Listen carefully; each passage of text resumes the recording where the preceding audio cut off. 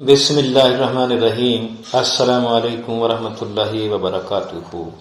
سنہرے فیصلے کے سلسلے میں آج کا جو فیصلہ ہے اس کا عنوان ہے قاضی کی ذہانت نے چور گرفتار کروا دیا۔ ایک تاجر کا مال چوری ہو گیا۔ لوگوں نے شک کی بنیاد پر دو آدمیوں کو پکڑ لیا اور انہیں قاضی کی خدمت میں لے گئے۔ انہوں نے قاضی کو بتایا کہ ہمیں ان دونوں آدمیوں پر شک ہے، البتہ ہم یقین سے نہیں کہہ سکتے کہ ان میں سے اصل مجرم کون ہے۔ اب عدالت ہی فیصلہ کرے کہ کون مجرم ہے۔ قاضی نے لوگوں کو حکم دیا کہ آپ لوگ تھوڑا سا انتظار کریں، مجھے پیاس لگ رہی ہے، میں پہلے پانی پی لوں پھر فیصلہ کروں گا۔ پھر قاضی نے اپنے خادم کو پانی کا پیالہ لانے کا حکم دیا۔ خادم نے حکم کی تعمیل کی اور ایک نہایت خوبصورت اور نفیس شیشے کے پیالے میں پانی حاضر کر دیا۔ قاضی نے پیالہ اٹھایا اور پانی پینے لگا۔ اچانک قاضی نے شیشے کا پیالہ ہاتھ سے چھوڑ دیا۔ پیالہ زمین پر گرتے ہی چکنا چور ہو گیا۔ پیالہ ٹوٹنے سے ایک چھناکا سا ہوا جس سے لوگ گھبرا گئے کہ اچانک یہ کیا ہو گیا۔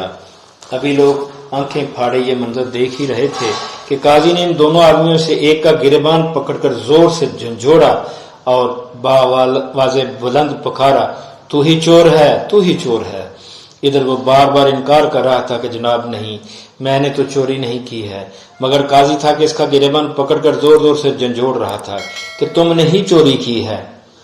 تھوڑی سی تگ و دو کے بعد اس شخص نے اپنے جرم کا اعتراف کر لیا کہ واقعی میں نے ہی چوری کی ہے۔ اب لوگ اور خود وہ چور بھی قاضی سے پوچھنے لگے کہ آپ نے چور تو پکڑ لیا ہے، لیکن ہمیں بھی بتائیں کہ آپ کو معلوم کیسے ہوا جب کہ آپ کے پاس کوئی ثبوت تو تھا نہیں۔ قاضی نے کہا، اصل میں مجھے پیاس نہیں تھی، میں جانتا ہوں کہ چوروں کے دل بہت مضبوط ہوتے ہیں، میں نے پانی کا پیالہ جان بوجھ کر منگوایا، میں تم دونوں کے چہروں کی طرف غور سے دیکھ رہا تھا، جب میں نے پیالہ گرایا تو اس کے کرچی کرچی ہونے کی آواز آئی، اس آواز سے تیرے ساتھی سمیت سب لوگ پریشان ہوئے اور سناٹے میں آ گئے کہ یہ کیا ہو گیا، مگر تیری حالت اس کے بالکل برعکس تھی، تیرے چہرے پر کسی خوف یا پریشانی کے آثار نہیں تھے۔ چور ڈاکو بڑے بڑے حادثات سے نہیں گھبراتے، چہ جائے کہ ایک پیالہ ٹوٹنے سے ان پر گھبراہٹ طاری ہو جائے، مگر ایک عام شہری ذرا سے واقعے سے خاصا متاثر ہوتا ہے۔